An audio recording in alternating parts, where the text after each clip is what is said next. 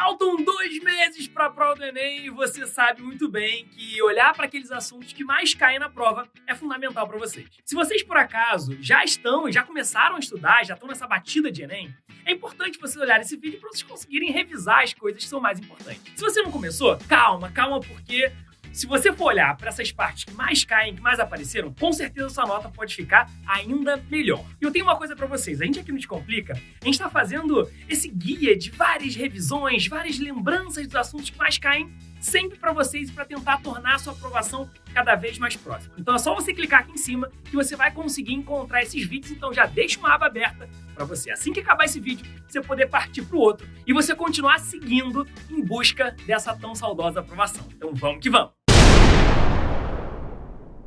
E é isso, meus amores, me apresentando, aqui é o professor Alan Rodrigues, eu sou professor de Química aqui do Descomplica, e vamos falar dos temas que mais apareceram de Química. Eu vou começar falando com vocês sobre separação de misturas.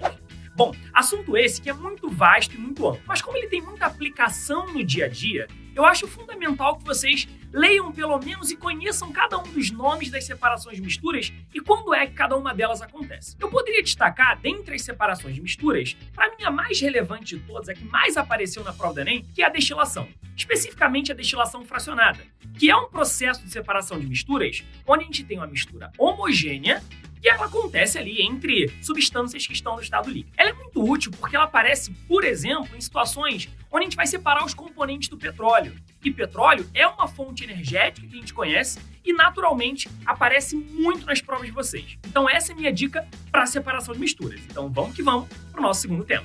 E o nosso segundo tema é teorias atômicas, assunto esse que durante muito tempo estava sendo esquecido pelo Enem, mas há alguns anos atrás ele começou a aparecer com uma certa frequência. Bom, teorias atômicas, ele mostra pra gente a evolução da história do átomo, como é que os personagens da história vieram a propor teorias para dizer o que eles achavam ou como eles achavam que era aquele átomo. Então conhecer a história, desde lá de Dalton, passando por Thomson, passando por Rutherford, passando por Bohr, e até chegando em situações um pouco mais atuais, como Summerfield. E aí, galera, eu vou até jogar no ar, eu acho improvável, mas não custa nada falar, sobre a teoria atômica atual, que é a teoria de Schrödinger.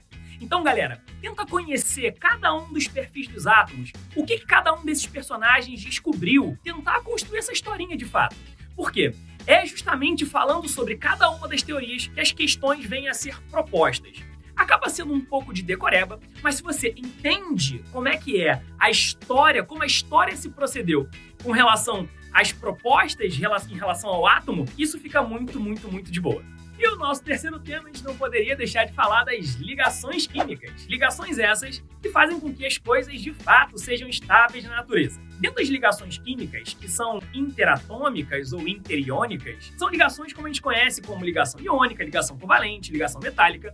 E saber quando cada uma delas acontece, em que circunstância cada uma delas acontece, torna-se fundamental. Ligação entre metal e ametal, ligação entre ametais, ligação entre metais. Mas eu vou dar mais um spoiler para vocês para dizer que ligação química, de fato, são ligações entre átomos ou entre íons. Mas eu vou jogar no ar aqui a situação de ser importante vocês conhecerem também as ligações entre as moléculas, as interações intermoleculares, como, por exemplo, as forças de Van der Waals, a interação de polo, as ligações de hidrogênio e, por fim, as íons de polo, que é uma palavrinha, né? Um tipo de interação que o Enem colocou aí tem um tempo, ele começou a falar bastante e eu acho que vale a pena você conhecer um pouquinho sobre isso. E agora vamos falar sobre as funções inorgânicas, galera. Ó, não faz sentido você parar para resolver uma questão que envolva reações químicas sem que você conheça as funções inorgânicas. Como, por exemplo, a função ácido, a função base, a função sal, até mesmo a função óxido. Bom, reconhecer é muito simples. Reconhecer cada uma dessas funções, de fato, não é difícil. O grande lance é que quando você precisa dar nomenclatura para um desses compostos ou identificar a fórmula de cada um desses compostos. De verdade, você precisa se dedicar um pouquinho a conseguir chegar num método que faça sentido na tua cabeça para você conseguir pegar um nome que venha no texto da questão e consiga, por exemplo, criar a fórmula para poder aplicar em algum outro tema de questão, como, por exemplo, uma estequiometria. Então, galera, esse é o ponto mais fundamental para vocês saberem sobre funções inorgânicas. Reconheçam as funções, classifiquem as funções e nomeiem as funções. Esse é um ponto importante. Eu sei que talvez na cabeça de vocês esteja um turbilhão de coisa, né? Um furacão de informações e você pare para pensar assim: caraca, será que eu sei sobre claro, a gente tem pouco tempo aqui para falar sobre cada um dos assuntos. Eu sei disso, mas eu tenho um segredo para vocês. Aqui na descrição tem um link para tu assinar o Descomplica, onde você vai encontrar tudo isso muito mastigado, com muitos exercícios, com muita teoria, com muita informação e com muito professores guti-guti para poder fazer com que vocês cheguem cada vez mais perto da aprovação e um dia recebam uma mensagem lá dizendo: parabéns, você foi aprovado. Agora, vamos continuar. Relações numéricas. Sabe toda a ferramenta que você precisa para realizar cálculos na química? Seja em estequiometria, seja em soluções, a gente pode retirar isso de um tema chamado de relações numéricas. É nesse tema que a gente vai conseguir fazer as relações entre as unidades que circundam a química. Como, por exemplo, o próprio mol, que a gente utiliza bastante, massa, utilizando massa molar, por exemplo, número de átomos ou número de moléculas, como 6,02 vezes 10 a 23, o famoso número de Avogadro, e até mesmo utilizando volume para gás na CNTP, que é o tal do 22,4. Se você conhece esses números, eu tenho certeza que você está um pouquinho mais próximo da aprovação. Se você não conhece, não tem problema não, só você entrar aqui na descrição que a gente vai poder te dar todo esse suporte.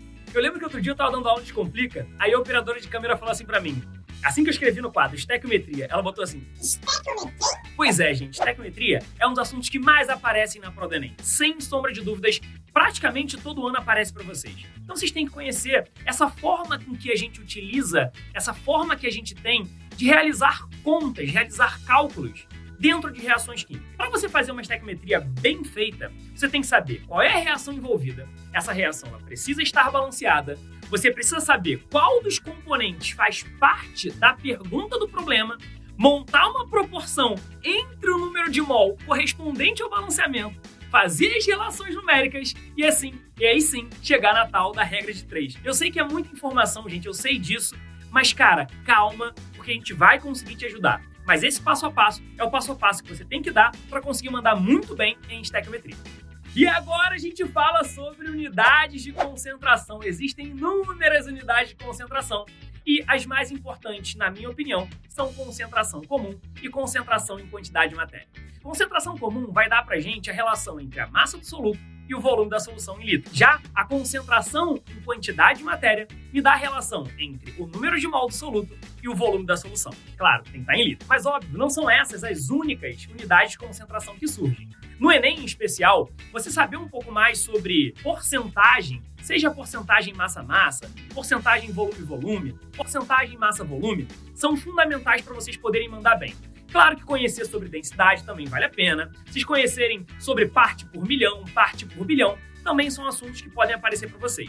Mas é claro, em unidade de concentração, tenta sempre entender que dá para você fazer essa questão por regra de 3. Então fica ligado que olhar para a unidade que corresponde àquela unidade de concentração pode te dar uma relação crucial na hora de conseguir resolver as questões. Beleza? E vamos falar sobre as funções orgânicas, que assim como as funções inorgânicas, você precisa saber reconhecer, classificar e nomear os compostos de cada uma dessas funções. Bom, gente, para você conseguir reconhecer a função orgânica, você precisa saber quais são os grupos funcionais, ou seja, o pedaço daquela molécula que caracteriza cada uma das funções. Para você conseguir nomear essas funções, você tem que entender que existe uma regra geral para compostos orgânicos e algumas pequenas variações existem de um composto para o outro. Mas eu quero deixar claro para vocês que muitas vezes o tema funções orgânicas ele aparece de forma secundária nas questões. Por exemplo, o cara pega uma questão de reações orgânicas onde a resposta tem que ser o nome do composto.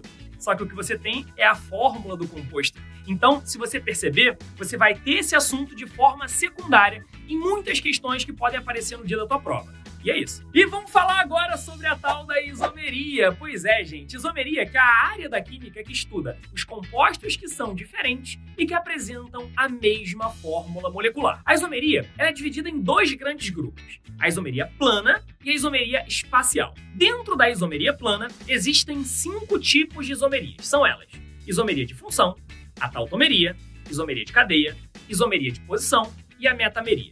Esses 5 casos, eles são fundamentais de serem reconhecidos porque o nome da isomeria traz para você qual é a diferença entre os compostos. Então, uma isomeria de função, a diferença dos compostos está na função. Isomeria de cadeia, a diferença dos compostos está na cadeia. E assim vai seguindo. Mas é claro que existem peculiaridades que você tem que entrar um pouco mais a fundo no assunto para você poder aprender bem. Agora, já na isomeria espacial, a gente tem dois tipos. A isomeria geométrica, que talvez você tenha aprendido como isomeria cis e trans, mas eu prefiro chamar de isomeria E e Z. E a gente também tem isomeria ótica, que é aquela tal do carbono quiral, tá ligado? Então, pois é, galera. Isso é isomeria para vocês, pelo menos de forma resumida. Espero que vocês tenham curtido. Então, vamos seguir a vida. E é isso, meus amores. Chegamos ao final da nossa listinha de química. Espero que vocês tenham curtido. E vale lembrar para vocês que faltam 2 meses para a prova, ou seja, faltam 8 semanas. Se você conseguir pegar essas 8 semanas e dividir os assuntos por semana, isso pode fazer com que a sua nota seja maior, né, no dia da prova. Porque você vai conseguir ver os assuntos que mais apareceram. Então, lógico que isso faz sentido. Mas, galera, você não precisa ser linear, você não precisa ser metódico, colocando exatamente cada assunto em cada semana. Tem assuntos que vão exigir mais de vocês, como, por exemplo, estequiometria. Então, não tem nenhum problema você gastar 1 semana e meia, por exemplo, estudando estequiometria. Porque você sabe que tem assuntos como, por exemplo, separação de misturas, que você já viu várias vezes na vida, você colocar com menos tempo. Então, você tem que saber ponderar exatamente aquilo que cai mais, aquilo que cai menos, e poder colocar mais tempo ou menos tempo, mas sabendo sempre que você vai ter 8 semanas de hoje até o dia da sua prova. Fez sentido isso para vocês? Espero que vocês tenham gostado desse vídeo, então eu digo para vocês e peço com muito carinho que vocês curtam esse vídeo, que vocês ativem as notificações, só clicar naquele sininho que a gente vai sempre informar para vocês quando tiver conteúdo novo. Eu peço que vocês comentem aqui embaixo se algum desses assuntos que vocês escutaram falar é um assunto muito difícil, se vocês sentem dificuldade ou se vocês sentem facilidade também. É importante que vocês façam parte da atmosfera vestibular, seja se inscrevendo em canais relativos a isso, seja seguindo em redes sociais, porque, galera, eu sei que não é o trabalho somente físico e presencial que vai te ajudar a atingir a sua tão sonhada vaga. É também o trabalho virtual, uma vez que cada vez mais a gente está muito inserido no universo da internet. Então, tenta criar essa atmosfera que te circunda, porque isso vai te ajudar demais lá na frente. Espero que tenham gostado. Então, é isso. Eu sou o Alan Rodrigues, um grande beijo no coração e nos vemos lá dentro da plataforma, clicando nesse link que está aqui embaixo, que eu tenho certeza que você vai curtir demais. Fui! Plantão 234, take 9. Relações numéricas. Sabe todo o relações numéricas. Sabe todo... Ei, psiu, você tá aqui ainda? Faz o seguinte, clica no vídeo que tá aqui do lado, pra você continuar aqui. Vai, clica. Tô te esperando.